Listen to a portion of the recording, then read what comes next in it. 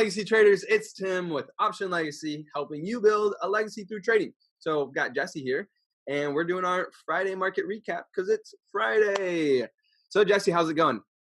It's been good. I'm glad we had the turnaround from Christmas Eve. So Dude, what the heck? my portfolio is looking a ton better. And if you have any of these trades on from Suzy, you would agree as well. They're doing so much better now that the freak out has happened. Yeah, so we had two historical days in the market. Christmas Eve, the 24th, it was a half day, and it dropped like 2.6%. The SPY did, S&P. The biggest drop in stock market history on Christmas Eve. Incredible. Hey, turn off your phone. And then on, when was it? Let's see here, on the 26th, so closed Christmas Day. The next day, the market rallies 5%. The Dow had the biggest one-day point move of over 1,000 points, and then we've continued to move to the upside. So two historical moments in 1 week, and the market was closed for a day and a half. It's like, wow, there's a lot going on. So I made money. Did you make money? I made money back. Okay. So, Okay, I'll take it. So let's hop into to the charts. I'll do my market analysis, and then Jewel can pipe in too. So this is the SPY. It's what I generally look at. So the different lines on here, let me break them down. If this is the first video you're watching, that purple line is the 5-day exponential. That blue line is the 10-day exponential moving average. Green is 20-day exponential moving average. Then we go to simples. Orange is 50 simple. Black is 200 simple moving average, and gray is 100-day simple moving average. So we came down, we created a low for the year back here on the 26th, and then we rallied 5%. We had the strongest down move I've seen in years. That was more like a correction move where the bottom just fell out versus like a bear market. However, technically, the S&P did close down 20% from its all-time high, which most people will consider that a bear market. So technically, we're in a bear market. However, after this rally, I'm not too sure. I haven't done the math on it. So what's happening? This is my synopsis. I think this is a bottom for now, and we will rally up. It's setting right under that 10-day exponential moving average. The last time it used the 10-day exponential moving average as a resistance was right back here on October 17th, came up to it, and then it continued down. But other than that, it's really used that orange line, the 50-day simple moving average, as its major resistance. So that's what I'm going for with the synopsis is if I had to pick the direction, I think that we're going to have a bullish move to the upside. Stochastics is coming up, and my price point would be somewhere around this 266 50-day simple moving average. And then at that point, I would want to see us move down or possibly continue to the upside. I think overall we're bearish. I think most investors are bearish. Most stocks are in bear territory. So I wouldn't expect it to close above that. However, so that's my market synopsis. What do you want to throw in there, Jesse? I also agree as far as next week. I don't know going forward, but next week I definitely think it's going to go up. I think all the indicators that I'm looking at, all the indicators you're looking at, I think it just kind of confirms the upward movement. Whether or not that lasts, or if we're, if this is basically just still riding a bull market, I'm not going to call that. I don't think that will happen. But definitely think we're still basically recovering. We're correcting. I think I agree. Is the right term. I'm not going to go as far as to say as we've entered this with this bear market, because I don't think that either. I still think if that was the case, we'd be down in like the 220s. Yeah. In BY, 221, something like that, 220, 222. That for me would be a price point that I would say is when I would start to believe it to be a bear market. And that, that would be a lot more like drop, for me, that's where I'm holding my line in the sand for bear market. But, Next Yeah. week looks like it's going up. Yeah. So if you look at any of the other bear markets, it's been a slow tick into them Right. versus just the sudden drop that we've had. This is back in 2008, and it was, if we zoom in on that, like it's not the bottom falling out. There's a little bit here, but then it kind of goes sideways, comes back up to that 200-day, moves down, and it's this slow roll down. Not this. What we've seen is more so like a correction type movement where you see sudden big drops, um, to the downside. And so even back here in the .com bubble, there was this like, what is that, March all the way to May, about 3 months here of downward movement, and then it began moving down and stayed down. So I think we've seen too big of a drawdown in such a short time to say that this is a bear market. But we are definitely seeing lower highs and lower lows. So anyways, Yeah. but short term, I think next we'll be going up to possibly 266, somewhere around there. So let's hop into broker platform. So this is a trade I have on right now. It is a straddle. We have one trade and one trade only that we closed last week for a 31% return on investment, and it's this bad boy. We entered into a long straddle back on the 21st, and then at the 244 with a put and the 244 with a call, and it had, I believe at the time of entry, it had 10 days to expiration. And what's great about this, let's go look at the 21st. Where are you, 21st? Right here. So at this point, it's, I got to make money as long as it moved up or down. I just need to move big, and then guess what happened? It moved big to the downside and was able to get out of this one trading day later, for 31% return on investment. And so with long straddles, the goal here is that the amount that it costs you, which costs $8.50 for me to open this, needs to be smaller than the expected move range. So if you look at your different option change, you'll see over here often, we're in aftermarket, so sometimes it's acting a little funny, but you'll see a dollar amount here. It's plus or minus a dollar amount. And if you can get into the trade for less than the expected move range, then you can make money. And that's what I did. I think the expected move range was like 950 here, and I was able to get into 850. And then one day later, was able to close this thing out. You paid 850 for it. I got to take home 1115, or a 31% return on investment in one single day. So I'm a long straddle king right now. I'm liking the long straddles as long as I can get in for a smaller debit than the expected move range. And with the average true range of the stock being at freaking $6 and some change per day, it's like long straddles are taking the cake for me. So that's all I've got. What about you, Jesse? No, I would agree with your strategy for this moment in time. It definitely does work, and your trade is proof of that. This is the time for them. And normally I don't trade them because A, I don't have enough capital in my account for one, but two, I never buy like volatility calls or puts. It's just my personal rule. I know you're doing it right now because you've done your own back tests, which I recommend everybody else to do.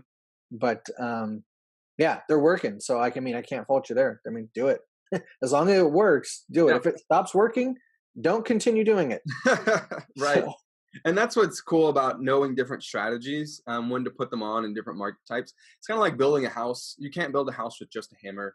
You need a saw, you need a screwdriver, you need, maybe a putty knife or something like that. You need all these different tools. Strategies are just like that. They're like tools. And building a house or building a legacy, you can think of it takes different tools at different times. And so right now, long straddles are working. Now, whenever the market calms down, volatility comes out, the average true range shrinks, long straddles are not going to work anymore. And might need to go to a long call, long put, or to a credit spread or a diagonal or something like that. But right now, like Jesse said, it's working, so I'm gonna take advantage of it. But Jesse, share with us your trade.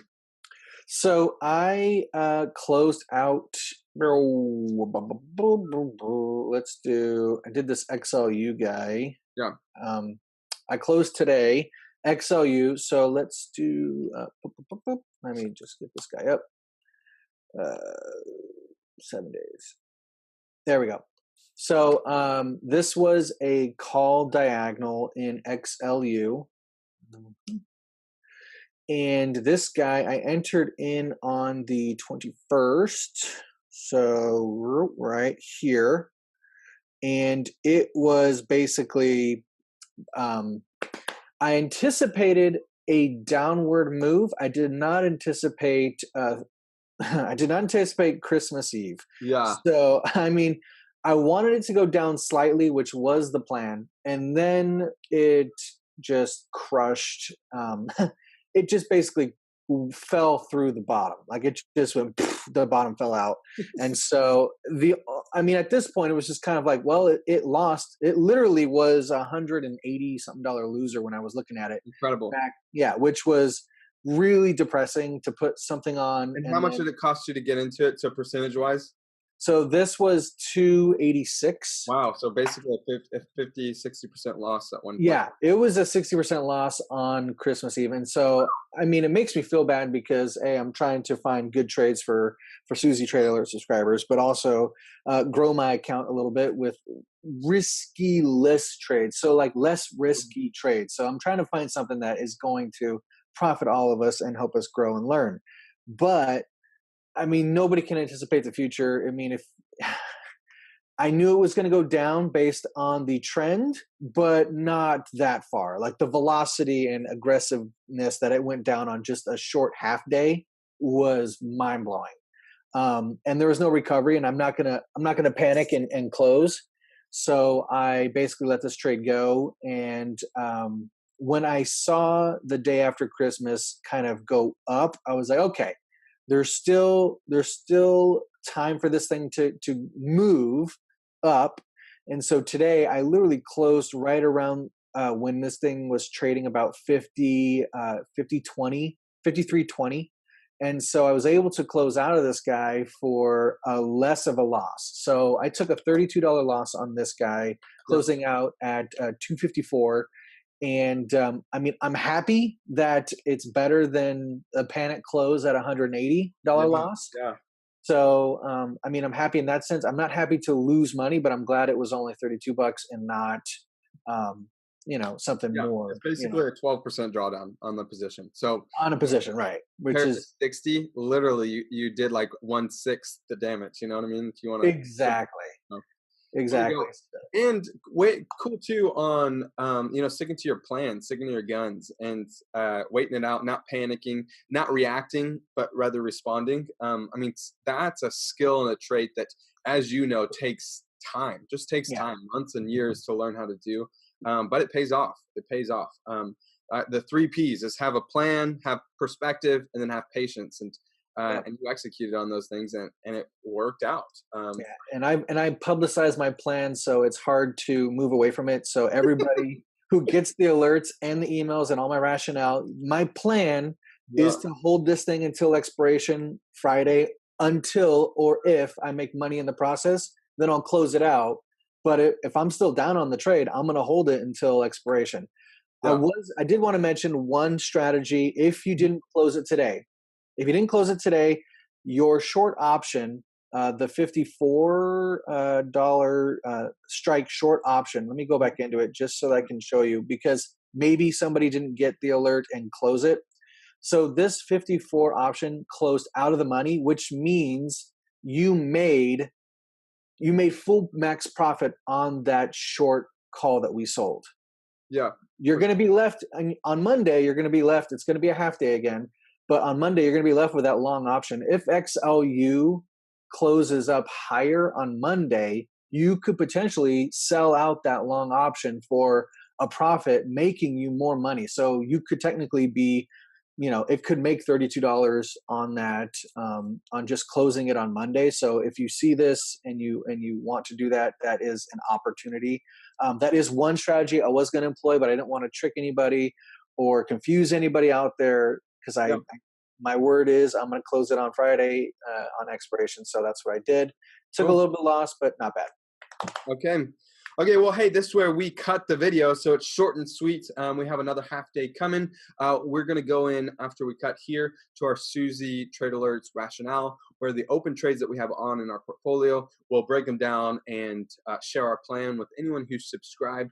And as a subscriber, you get a text alert as soon as we open or close or manage a trade. You get to see every detail of that trade, and then you also get an email with some rationale, and then you get exclusive video content talking even further in video form. So if you're interested in that, it is worth it all. Continued education. It's not trade advice. It's just so you can see what full-time traders do. You can go to optionlegacy.com/Suzy Alerts. optionlegacy.com/Suzy Alerts. There is a deal right now. It's normally $150 a month. You can use the coupon code Legacy now, and you'll be able to get it for $97 a month to allow your continued education to go on, see behind the scenes, kind of over the shoulder, and really build a legacy, build wealth, even while you're at work with maybe grandpa trades or something that's a little bit more exciting. So that's what it's all about. Jesse, any final words? No, I'm good, man.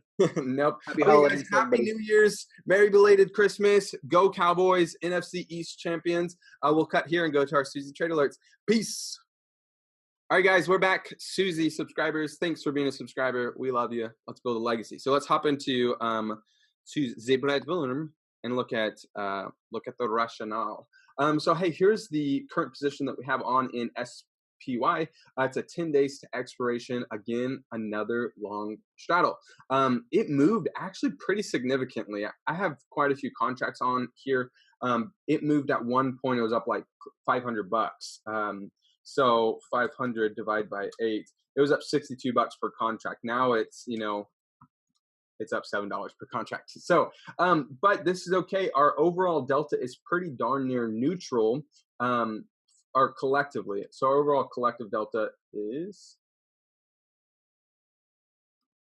let's see, I'm trying to, okay. So our collective delta is actually negative 177. So this thing's going to do better if this thing moves to the downside. What I like about this is that this can either be, Jesse and I talked about this could either be what's called an evening star, where it has a big move and then it throws a little doji and then it moves down, and it'd be an evening star, or it's going to be a rising 3 pattern where you have this big candle body and then a small little candle body that fills it, and then a continued move to the upside.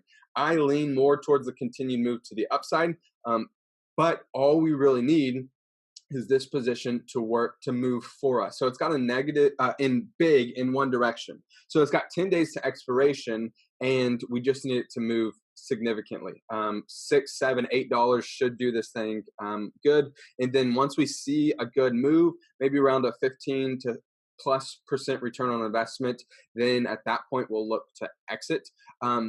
I have been in the past closing out the losing side. So let's say, it moves to the upside, the call obviously is going to begin to win and the put would begin to lose. And I would close out the put and ride the call. But we've been having just choppy big days, and I'm not okay with that. I would rather just take my profits and run. So that's what we're going to do. So it doesn't really matter. I like the setup of the market today, that it's either an evening star where it'll whoop and come back down to these lows, or it will continue to move to the upside. But either way, we're going to win because it's directionally neutral for the most part with that delta. So that's all I've got. If you have any questions about the trade, go ahead and message me on Facebook or send me a direct email, and I would love to chat it out with you. So Jesse, what you got? So I opened yesterday. You got text. I opened a trade in Micron, and it's awesome. Basically, it is from what I can see the chart is doing. It looks exactly like SPY, and it's $30. So if it's kind of like being able to trade. This thing is moving identical to SPY. And so it's like being able to trade the large market in one underlying. And that's just for this current time. I did see it. It had the same exact movement that SPY had. So if I bring up SPY, you'll basically see this guy. Oh, come on now. Come on now. Oh, it's being funky. There it is. Same exact movement. So yeah, it's like identical. So I'm basically making this trade kind of like that. Now I placed what's called a bull stupid, and what I wanted was an opportunity to buy a call and like I wanted this free call. Hmm. So, and I have a feeling that on Monday we might be hitting it. This guy is trading at 33.50, 31.53. I Hmm. want this thing to get up to, I set an alert for 33. So Yeah. I should be notified once this thing touches 33. And so I'll take a look. If that's the case, this thing should go from 26 to 74. So I'm looking at $50 plus on making this, $50 plus on this free call. And Hmm. then I sold this guy for 30, it was like 32 cents. So it Right. basically paid for this call that was trading at 30 something cents here. So we've already moved up a point from yesterday since I put it on. It's got high IV. That's the reason why I put it on, and I'm thinking that we're going to see more continuation up in here. I don't know if it's going to be as aggressive as SPY, being that it's $30 stock, but the expected move, like Tim was Hmm. is moo. The expected move is $1.67 in the next 7 days. So Yeah. if it if it is whipping up higher, which I kind of hope, then we could potentially make back that loss that we had in XLU and then some. So Yep. I'm definitely excited about this trade. I'm hoping that you guys are as well. If you got a chance to put it on, if you didn't get a chance to put it on, you could still, I mean, you can make your own up. You just have to adjust your strikes higher. So you would do the 31.30 as the vertical spread that you would sell, and then you would basically buy whatever this price. So if I let's do this. Actually, let's just do it real quick. So if you want to do it, so 27 cents. So then you'd find the call that matched to 27. So then you could buy this call and you could put this trade on, which is just a little different, but same idea for a 3 cent credit. Hmm. So that is something that if you guys are still interested in doing, that is an opportunity there. But I put this guy on. It's for a 5 cent credit, which is awesome. The risk is $95, and so it's basically a free shot to do a $95 risk call there. So Yeah. I mean, it's not hurting anything for me. I was kind of like, might as well try something. I need one trade on to continue into next week, anyways. And it was better than shorting Wells Fargo, which I would do at any opportunity if I had more capital. That's fun. That's fun. You Anyway, did talk a little bit about being capital bound with the current. You have a lot of trades open right now. I do. I have a lot of grandpa trades open. Coca Slow Cola is burn. eating half my account. Yeah, and that one I'm going to continue on because I figure if all the other trades are junk, right? Like if the iron condors don't work, if this current trade doesn't work, right? I at least have half my capital wrapped up in Coke, and that's not going anywhere. So I mean, Yeah. I'm happy with that, but at the same time, we're trying to build a legacy here, and we are definitely. I'm trying my hardest to find excellent trades for you guys and all the subscribers out there. But yeah, that's kind of where I'm at. I got high hopes for Moo. Cool. Well, we'll see. We'll see. Okay, guys. So that's all we've got for you. It was a pretty slow week, even though it was wildly aggressive. Mhm. There wasn't a lot of action. Was able to make some money and in it, and that's what it's about. So we'll see. Monday again is going to be a half day as New Year's Eve, and then closed markets. Is it the markets closed first? Yes, market is closed on New Year's Day, I Yep. believe. So really, we could possibly. I'm not going to say anything because Christmas Eve was crazy. So what about New Year's Eve? I don't know. Anyways, but guys, that's all I got for you. If you have any questions about anything, reach out, engage. We would love to chit chat it up with you. Our heart passion is to help you build a legacy, and to do that, community is a huge part of it. And so engage, engage, engage. Don't let any question go unanswered because we're here for you. So till then, I'll see you in the next video. Let's build that legacy.